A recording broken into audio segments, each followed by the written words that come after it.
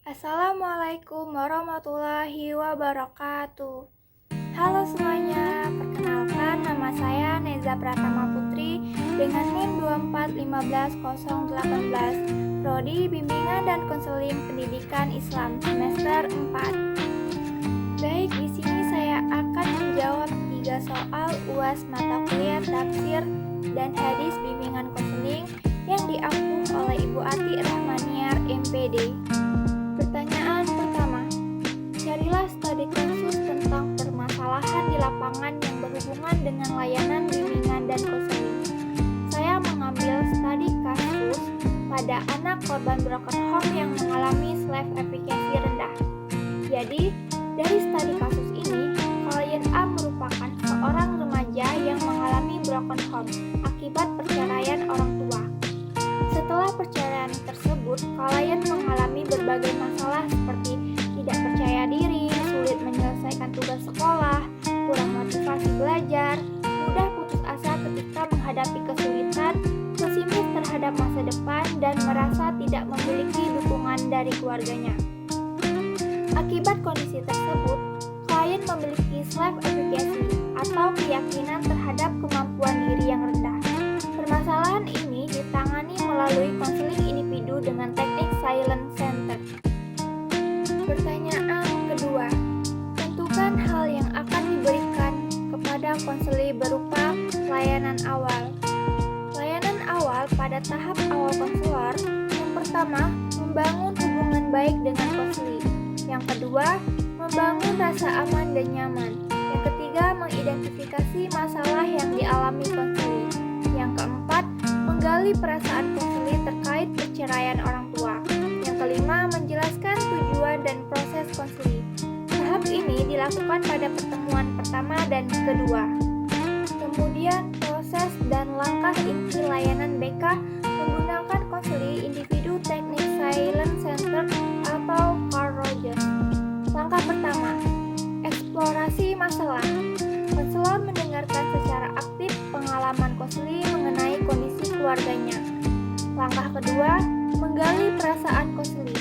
Konselor membantu konseli mengungkapkan kesedihan, kekecewaan, rasa tidak percaya diri, atau ketakutan akan kegagalan.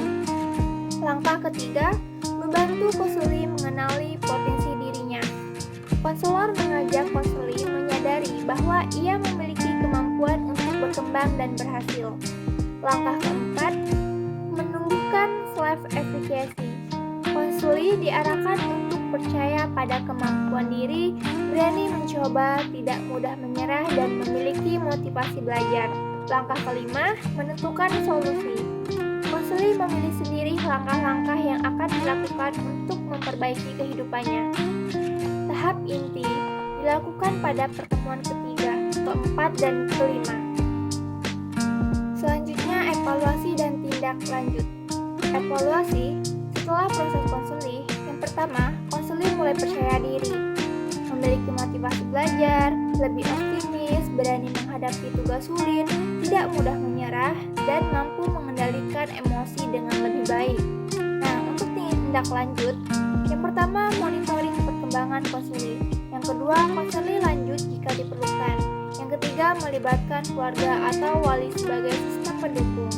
Yang keempat, memberikan penguatan positif secara berkala.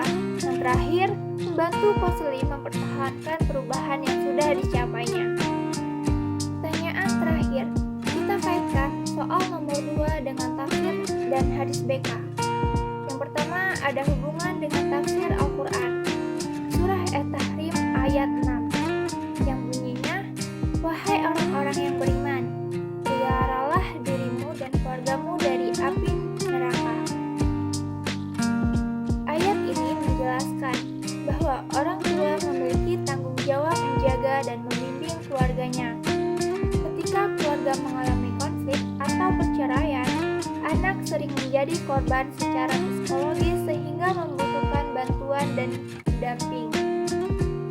Dalam kasus ini, layanan BK berperan membantu konseli agar tetap berkembang secara mental, emosional, spiritual, meskipun mengalami masalah keluarga. Sementara itu, hubungan dengan hadis. Rasulullah Shallallahu Alaihi Wasallam bersabda, "Setiap kalian adalah pemimpin dan setiap kalian akan dimintai pertanggungjawaban atas yang dipimpinnya." Hadis riwayat Bukhari dan Muslim. Hadis ini menunjukkan bahwa orang tua bertanggung jawab terhadap pendidikan dan perkembangan anak.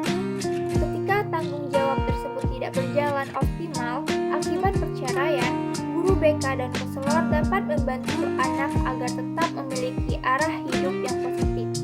Nah, jika kita kaitkan dengan bimbingan dan konseling Islam dalam BK Islam, yang pertama, manusia memiliki potensi untuk berkembang. Yang kedua, setiap masalah dapat diselesaikan dengan ikhtiar dan tawakal.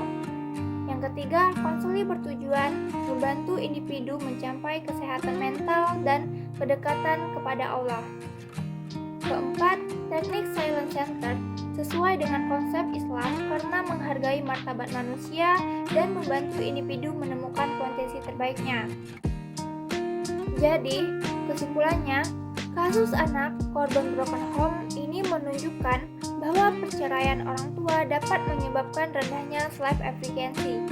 Melalui layanan konseling, individu dengan teknik silent center, konseling dapat meningkatkan kepercayaan diri, motivasi, dan kemampuan menghadapi masalahnya.